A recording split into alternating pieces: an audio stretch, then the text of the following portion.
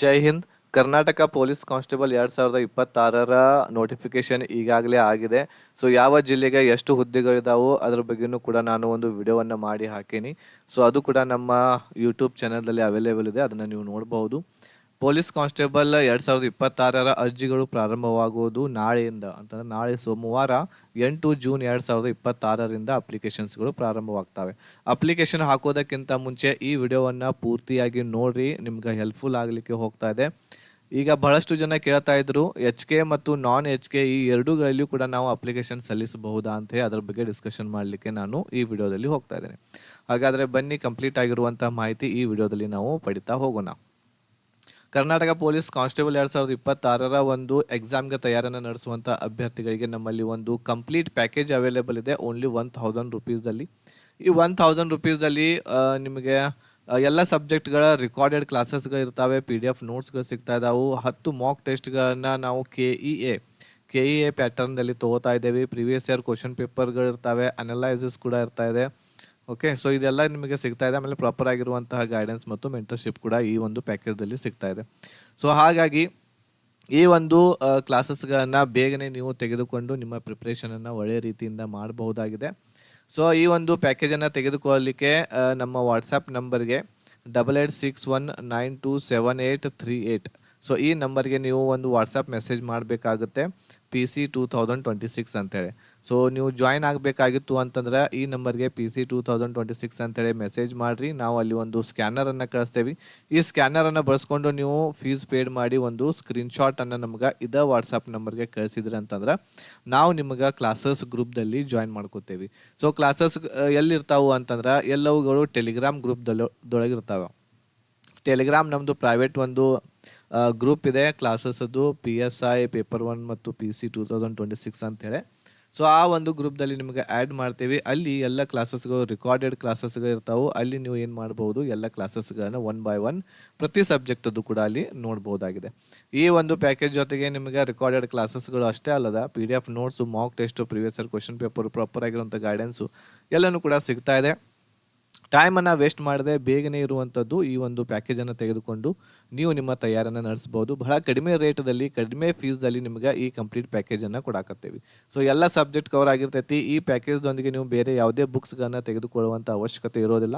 ಈ ಪ್ಯಾಕೇಜ್ದಲ್ಲಿ ಇರುವಂತಹ ಎಲ್ಲ ಸಬ್ಜೆಕ್ಟ್ಗಳನ್ನು ಒಳ್ಳೆ ರೀತಿಯಿಂದ ಓದಿ ರಿವಿಷನ್ ಮಾಡ್ಕೊಂಡ್ರೆ ಅಂತಂದ್ರೆ 100% ನಿಮ್ಮ ಸ್ಕೋರ್ 85+ವರೆಗೆ ಆಗುತ್ತೆ. 100ರಲ್ಲಿ 85+ ಇರ್ತಕ್ಕಂಥದ್ದು ಮಾಡಬಹುದು ನೀವು ಈ ಒಂದು ಪ್ಯಾಕೇಜ್ದೊಂದಿಗೆ. ಓಕೆ, ಸೊ ಈಗ ಇಲ್ಲಿ ನಾವು ನೋಡೋಣ, HK ಮತ್ತು ನಾನ್ HK ಎರಡರಲ್ಲಿಯೂ ಕೂಡ ಅಪ್ಲಿಕೇಶನ್ ಹಾಕಕ್ಕೆ ಬರ್ತೈತಿ ಅಂತ ಭಾಳಷ್ಟು ಜನ ಕೇಳಕತ್ತಿದ್ರಿ. ಅದ್ರ ಬಗ್ಗೆ ನೋಡ್ಕೊಳ್ರಿ. ಈಗಾಗಲೇ ನಿಮ್ಗೆ ಕ್ವಾಲಿಫಿಕೇಷನ್ ಬಗ್ಗೆ ಹೇಳೇನಿ ನಾನು. PUC ಆಗಿರುವಂಥವ್ರು, ಆಮೇಲೆ ಇದಕ್ಕೆ ಈಕ್ವಲೆಂಟ್ ಆಗಿರುವಂಥವ್ರು ಕೂಡ ಏನು ಮಾಡ್ಬೋದು, ಈ ಒಂದು PC ಎಕ್ಸಾಮ್ಗೆ ಮೇಲ್ ಮತ್ತು ಫಿಮೇಲ್ ಇಬ್ಬರು ಕ್ಯಾಂಡಿಡೇಟ್ಸ್ಗಳು ಅಪ್ಲಿಕೇಶನನ್ನು ಹಾಕ್ಬೋದು. ಯಾವ್ಯಾವ ಜಿಲ್ಲೆಯಲ್ಲಿ ಎಷ್ಟೆಷ್ಟು ಪೋಸ್ಟ್ಗಳಿದಾವೆ ಅದನ್ನು ಕೂಡ ನಿಮ್ಗೆ ಈಗಾಗಲೇ ಹೇಳೀನಿ. ಆಮೇಲೆ ಈ ಎಕ್ಸಾಮ್ಗೆ ರಿಲೇಟೆಡ್ ಆಗಿರುವಂತಹ ಸಬ್ಜೆಕ್ಟ್ಗಳು ಏನೇನು ಇರ್ತೈತಿ ಅಂತಂದ್ರೆ ಸಾಮಾನ್ಯ ಜ್ಞಾನ ಇರ್ತೈತಿ, ಆಮೇಲೆ ವಿಜ್ಞಾನ, ಭೂಗೋಳ, ಇತಿಹಾಸ, ಭಾರತದ ಸಂವಿಧಾನ, ರಾಷ್ಟ್ರೀಯ ಸ್ವಾತಂತ್ರ್ಯ ಚಳವಳಿ, ಆಮೇಲೆ ಮಾನಸಿಕ ಸಾಮರ್ಥ್ಯ ಮತ್ತು ನೈತಿಕ ಶಿಕ್ಷಣ ಒಳಗೊಂಡಿರುವಂತಹ ಸಾಮಾನ್ಯ ಅಧ್ಯಯನ ಇರ್ತಾ ಇದೆ. ನೈತಿಕ ಶಿಕ್ಷಣ ಭಾಳ ಈಸಿ ಇರ್ತಕ್ಕಂಥ ಟಾಪಿಕ್ ಇರ್ತೈತಿ. ಸೊ ನೀವು ಇದರಲ್ಲಿ ಮುಖ್ಯವಾಗಿ ಮಾಡಬೇಕಾಗಿರುವಂಥದ್ದು ಯಾವುದು ಅಂತಂದ್ರೆ ವಿಜ್ಞಾನ, ಭೂಗೋಳ, ಇತಿಹಾಸ, ಸಂವಿಧಾನ. ಸೊ ಇವನಿಷ್ಟು ಮಾಡ್ಕೊಂಡ್ರೆ ಅಂತಂದ್ರೆ ಆಟೋಮೆಟಿಕ್ ಏನು ಅಂತಂದರೆ ನೀವು ಎಲ್ಲ ಒಂದು ಕವರ್ ಮಾಡ್ಕೊಂಡಂಗೆ ಆಗುತ್ತೆ. ಓಕೆ, ಸೊ ಇಷ್ಟು ಸಿಲೆಬಸ್ ನಿಮ್ಮದು ಇರ್ತಾ ಇದೆ. ಆಮೇಲೆ ಎಕ್ಸಾಮ್ ನಿಮಗೆ 100 ಮಾರ್ಕ್ಸ್ಗಳಿಗೆ ಒಂದು ಎಕ್ಸಾಮ್ ಇರ್ತಾ ಇದೆ. ಆಮೇಲೆ 100 ಅಂಕಗಳು ಅದಕ್ಕೆ ಇರ್ತವೆ, ಅಂತಂದ್ರೆ ಒಂದು ಪ್ರಶ್ನೆಗೆ 1 ಮಾರ್ಕ್ಸ್ಗಳು ಇರ್ತಾ ಇದ್ದಾವೆ. ಆಮೇಲೆ ಇದರ ಒಂದು ಟೈಮಿಂಗು 90 ನಿಮಿಷ, ಅಂತಂದರೆ 1.5 ಗಂಟೆವರೆಗೆ ನಿಮಗೆ ಟೈಮಿಂಗ್ ಇದರಲ್ಲಿ ಕೊಟ್ಟಿರ್ತಾರೆ. ಯಾರು PUCಯಲ್ಲಿ ಅಥವಾ ಸೆಕೆಂಡ್ ಇಯರ್ದಲ್ಲಿ ಫಸ್ಟ್ ಲ್ಯಾಂಗ್ವೇಜ್ ಅಥವಾ ಸೆಕೆಂಡ್ ಲ್ಯಾಂಗ್ವೇಜ್ ಆಗಿ ಕನ್ನಡ ಕಲ್ತಿರಂಗಿಲ್ಲ ಅಂತಹ ವಿದ್ಯಾರ್ಥಿಗಳಿಗೆ ಕಡ್ಡಾಯ ಕನ್ನಡ ಪರೀಕ್ಷೆ ಬರಿಬೇಕಾಗ್ತೈತಿ. ಅದರ ಡೇಟ್ ಇನ್ನೂ ಅನೌನ್ಸ್ ಮಾಡಿಲ್ಲ, ಅದಾದಮೇಲೆ ನಿಮಗೆ ತಿಳಿಸ್ತೇವೆ. ಆಮೇಲೆ ಈ ಒಂದು ಎಕ್ಸಾಮ್ ಇರುವಂಥದ್ದು ಇದು ನಾನ್ ಎಚ್ ಕೆ ಎಕ್ಸಾಮ್ ನಿಮ್ಗೆ 2ನೇ ತಾರೀಕಿಗಿದೆ, 2/8/2026 ಬೆಳಿಗ್ಗೆ 10:00 12 ಗಂಟೆವರೆಗೆ, ಮಧ್ಯಾಹ್ನ 12 ಗಂಟೆವರೆಗೆ ನಿಮ್ಗೆ ಎಕ್ಸಾಮ್ ನಡೀತಾ ಇದೆ. ಓಕೆನಾ. ಆಮೇಲೆ ಇನ್ನೊಂದು ಸ್ವಲ್ಪ ಮಾಹಿತಿ ಹೇಳ್ತೇನೆ, ಆಮೇಲೆ 2 ಕಡೆ ಹಾಕಕ್ಕೆ ಬರ್ತೈತಿ ಇಲ್ಲ ಅನ್ನೋದನ್ನು ನಿಮಗೆ ಹೇಳ್ತೇನೆ. ಸೊ ಇಲ್ಲಿ ನೆಗೆಟಿವ್ ಮಾರ್ಕ್ಸ್ ಕೂಡ ಇದಾವೆ. ಸೊ 4 ಏನು ಆಪ್ಷನ್ಸ್ಗಳು ಇರ್ತಾವೆ. 4 ಆಪ್ಷನ್ಸ್ಗಳು ಇರ್ತಾವು ಅಂತಂದ್ರೆ. ಆಮೇಲೆ ಇದರಲ್ಲಿ ಆಕ್ಚುಲಿ 5 ಆಪ್ಷನ್ಸ್ಗಳನ್ನ ನಿಮಗೆ ಕೊಟ್ಟಿರ್ತಾರೆ ಈ ಸಲ OMR ದಲ್ಲಿ. ಸೊ ಇದು 1ನೇದು 2ನೇದು 3 4 5 ಆಪ್ಷನ್ಸ್ಗಳು ಇರ್ತವೆ. ಸೊ ಮೊದಲು 4 ಏನಿರ್ತಾವು ಅಂತಂದ್ರೆ ಇವು ಕೀ ಅಂದ್ರೆ ಆನ್ಸರ್ಸ್ಗಳು ಇರ್ತಾವೆ. ಇವು ಇದರಲ್ಲಿ ಒಂದು ಯಾವುದಾದ್ರೂ ಒಂದು ಆನ್ಸರ್ ಇರ್ತೈತಿ. 5ನೇದು ಏನು ಅಂತಂದ್ರೆ ಈ 4ರಲ್ಲಿಯೂ ಕೂಡ ನಿಮಗೆ ಆನ್ಸರ್ ಗೊತ್ತಿರಲಿಲ್ಲ ಅಂತಂದ್ರೆ 5ನೇದಕ್ಕೆ ಏನು ಮಾಡಬೇಕಾಗ್ತೈತಿ, ನೀವು ಕಂಪಲ್ಸರಿ ಹಾಕಿ ಬರಬೇಕಾಗ್ತೈತಿ. ಆನ್ಸರ್ ಯಾವುದು ಗೊತ್ತಿರಲಿಲ್ಲ ಅಂದ್ರೆ 5ನೇದಕ್ಕೆ ಟಿಕ್ ಮಾರ್ಕ್ ಮಾಡಿ ಬರಲೇಬೇಕು. ಇಲ್ಲ ಅಂತಂದ್ರೆ 0.25 ಮಾರ್ಕ್ಸನ್ನು ಕಟ್ ಮಾಡ್ತಾರೆ. ಇವು 5 ಹಂಗೆ ಖುಲ್ಲಾ ಬಿಟ್ರಿ ಅಂತಂದ್ರೆ, 5 ಹಂಗೆ ಬ್ಲ್ಯಾಂಕ್ ಬಿಟ್ರಿ ಅಂತಂದ್ರೆ 0.25 ಮಾರ್ಕ್ಸ್ ನಿಮಗೆ ಕಟ್ ಆಗ್ತವೆ. ಆಮೇಲೆ ರಾಂಗ್ ಆದರೂ ಕೂಡ 0.25 ಕಟ್ ಆಗ್ತಾವೆ. ಅಂತಂದರೆ 4 ಪ್ರಶ್ನೆಗಳಿಗೆ 4 ಪ್ರಶ್ನೆಗಳು ನಿಮ್ಮ ತಪ್ಪು ಅದು ಅಂತಂದ್ರೆ 1 ಮಾರ್ಕ್ಸ್ ಏನಾಗ್ತೈತಿ ನಿಮ್ಗೆ ಕಟ್ ಮಾಡ್ತಾರೆ. ಒಂದು ವೇಳೆ ಹಿಂಗೆ 4 ಕ್ವಶನ್ಗಳ ಎಲ್ಲವುಗಳನ್ನ ಬ್ಲ್ಯಾಂಕ್ 4 ಕ್ವಶನ್ಗಳು ಹಂಗೆ ಬ್ಲ್ಯಾಂಕ್ ಬಿಟ್ರಿ, ಒಂದು ಟಿಕ್ ಮಾರ್ಕ್ ಮಾಡ್ದೆ ಹಂಗೆ ಬಿಟ್ರಿ ಅಂತಂದ್ರೆ ಅವಾಗೂ ಕೂಡ 1 ಮಾರ್ಕ್ಸನ್ನು ಏನು ಮಾಡ್ತಾರೆ, ಕಟ್ ಮಾಡ್ತಾರೆ. ಇದು ನೆನಪಿನಲ್ಲಿ ನೀವು ಇಟ್ಕೋಬೇಕಾಗುತ್ತೆ. ಸೊ ಇದು ಏನು ಅಂತಂದ್ರೆ ಇಷ್ಟು ಎಕ್ಸಾಮದ ಬಗ್ಗೆ ಬ್ರೀಫ್ ಆಗಿರುವಂತಹ ಮಾಹಿತಿ. ಈಗ ನೋಡ್ರಿ, ನಾನ್ HKದಲ್ಲಿ 2 ಆಗಸ್ಟ್ 2026 ಬೆಳಗಿದಿಂದ ಎಕ್ಸಾಮ್ ಇದೆ. ಅದೇ ರೀತಿ ಎಚ್ ಕೆದಲ್ಲಿ ಎಕ್ಸಾಮ್ನು ಕೂಡ ಅದೇ ಡೇಟಿಗನ ಇದೆ. 2/8/2026 ಅಂದ್ರೆ ಅದೇ ಡೇಟಿಗಿನ ಎಕ್ಸಾಮ್ ಇದೆ HKದಲ್ಲಿ ಕೂಡ. ಬಟ್ ಟೈಮಿಂಗ್ ಏನೈತೆ ಅಂತಂದ್ರೆ ಮಧ್ಯಾಹ್ನ 2:30ಯಿಂದ ಸಂಜೆ 4 ಗಂಟೆವರೆಗೆ ಇಲ್ಲಿ ಎಕ್ಸಾಮನ್ನು ಕಂಡಕ್ಟ್ ಮಾಡ್ತಾ ಇದ್ದಾರೆ. ಅಂದರೆ ಈಗ ನಾನ್ HK ಮತ್ತು HK ಈ ಎರಡೂಗಳಲ್ಲಿಯೂ ಕೂಡ ಏನು ಅಂತಂದ್ರೆ ಎಕ್ಸಾಮ್ ಡೇಟ್, ಈ ಎರಡೂಗಳಲ್ಲಿಯೂ ಕೂಡ ಎಕ್ಸಾಮ್ ಡೇಟ್ ಏನೈತೆ ಅಂತಂದ್ರೆ ಒಂದೇ ಆಗಿದೆ. ಅಂತಂದ್ರೆ ಅದು ಡೇಟ್ ಯಾವುದು, 2/8/2026 ಮಾಡ್ತಾ ಇದ್ದಾರೆ. ಸೊ ನಾನ್ HKದಲ್ಲಿ ಬೆಳಿಗ್ಗೆ ಇದೆ ಎಕ್ಸಾಮು, ಆಮೇಲೆ HKದಲ್ಲಿ ಮಧ್ಯಾಹ್ನ ಇದೆ. ಓಕೆ. ಸೊ ಹೀಗೆ ಇರುವಾಗ ನೀವು 2 ಕಡೆ ಅಪ್ಲಿಕೇಶನ್ ಹಾಕಲಿಕ್ಕೆ ಸಾಧ್ಯ ಆಗಂಗಿಲ್ಲ. ಆಮೇಲೆ ಆಲ್ರೆಡಿ ಇಲ್ಲಿ ನಿಮ್ಗೆ ನೋಟಿಫಿಕೇಶನ್ದೊಳಗೆ ಏನು ಹೇಳ್ಯಾರು ಅಂತಂದ್ರೆ ಒಂದೇ ಘಟಕಕ್ಕೆ ಏನು ಮಾಡಬೇಕು, ಅರ್ಜಿಯನ್ನು ಏನು ಮಾಡಬೇಕಾಗ್ತೈತಿ, ನಾವು ಸಲ್ಲಿಸಿ ಅಂಥೇಳಿ ಕೊಟ್ಟಾರ. ಸೊ ಹಾಗಾಗಿ ನೀವು ಏನಪ್ಪ ಅಂತಂದ್ರೆ HKದಲ್ಲಿಯೂ ನೋಡ್ರಿ, ನಾನ್ HK ಇರ್ತಕ್ಕಂತಹ ಅಭ್ಯರ್ಥಿಗಳು HKದಲ್ಲಿಯೂ ಕೂಡ 2 ಡಿಸ್ಟ್ರಿಕ್ಟ್ಸ್ಗಳಲ್ಲಿ ಏನು ಅಂತಂದ್ರೆ ಇವ್ರಿಗಾಗಿ ನಾನ್ HKದವರಿಗೆ HK ಡಿಸ್ಟ್ರಿಕ್ಟ್ಗಳಲ್ಲಿ ಕೆಲವೊಂದಿಷ್ಟು ಸೀಟ್ಸ್ಗಳು ಇದಾವೆ. ಬಟ್ ನೀವು ಏನು ಮಾಡಬೇಕಾಗ್ತೈತಿ, ನಾನ್ HKದವರು ನಿಮ್ಮ ಜಿಲ್ಲೆಗಳನ್ನು ಬಿಟ್ಟು HKದಲ್ಲಿ ಏನು ಮಾಡಬೇಕು, ಅಪ್ಲಿಕೇಶನ್ ಹಾಕಬೇಕು. ಅದು ಕೂಡ ಐ ಥಿಂಕ್ 2 ಡಿಸ್ಟ್ರಿಕ್ಟ್ಸ್ಗಳಲ್ಲಿ ಮಾತ್ರ ನಿಮ್ಗೆ ಮೀಸಲು ಇರ್ತಕ್ಕಂಥ ಕೆಲವೊಂದಿಷ್ಟು ಸೀಟ್ಸ್ಗಳನ್ನ ಕೊಟ್ಟಾರ, ಹೌದಾ. ಆಮೇಲೆ HKದವರು ಏನು ಅಂತಂದ್ರೆ ನಿಮ್ಮ HK ಭಾಗದಲ್ಲಿನ ಏನು ಮಾಡಬೇಕಾಗ್ತೈತಿ, ಅಪ್ಲಿಕೇಶನನ್ನು ಸಲ್ಲಿಸಬೇಕಾಗ್ತೈತಿ. ಓಕೆನಾ. ಸೊ ಹೀಗೆ ಏನು ಅಂತಂದ್ರೆ ಅಪ್ಲಿಕೇಶನ್ಸ್ಗಳನ್ನು ಇಲ್ಲಿ ನೀವು ಸಲ್ಲಿಸಬೇಕಾಗ್ತೈತಿ. ಅಪ್ಲಿಕೇಶನನ್ನು ಸಲ್ಲಿಸ್ರಿ. ಏನು ಮಾಡಬೇಕು, ಏನು ಮಾಡಬೇಕಾಗ್ತೈತಿ, ಇಲ್ಲಿ ಅಪ್ಲಿಕೇಶನನ್ನು ಏನು ಮಾಡಿರಿ, ಸಲ್ಲಿಸ್ರಿ. 2 ಅಪ್ಲಿಕೇಶನ್ ಸಲ್ಲಿಸಬೇಡ್ರಿ.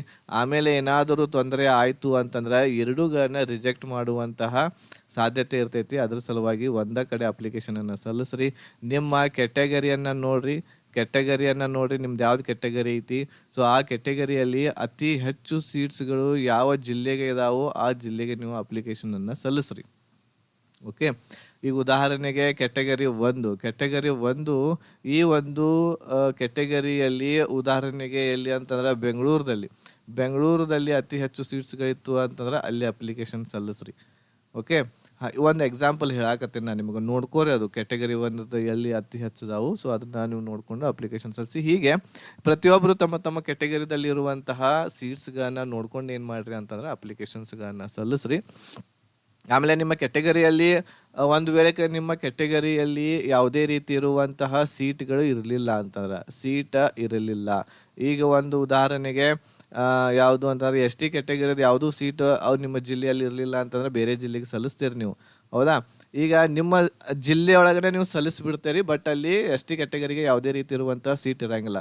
ಸೊ ಆ ಟೈಮ್ದಲ್ಲಿ ಏನಾಗ್ತೈತೆ ಅಂತಂದ್ರೆ ನಿಮ್ಗೆ ಜನರಲ್ದಲ್ಲಿ ಏನು ಮಾಡ್ತಾರೆ, ಕೌಂಟ್ ಮಾಡ್ತಾರೆ. ಅವಾಗ ನೀವು ಜನರಲ್ದಲ್ಲಿ ಫೈಟ್ ಮಾಡಬೇಕಾಗ್ತೈತಿ.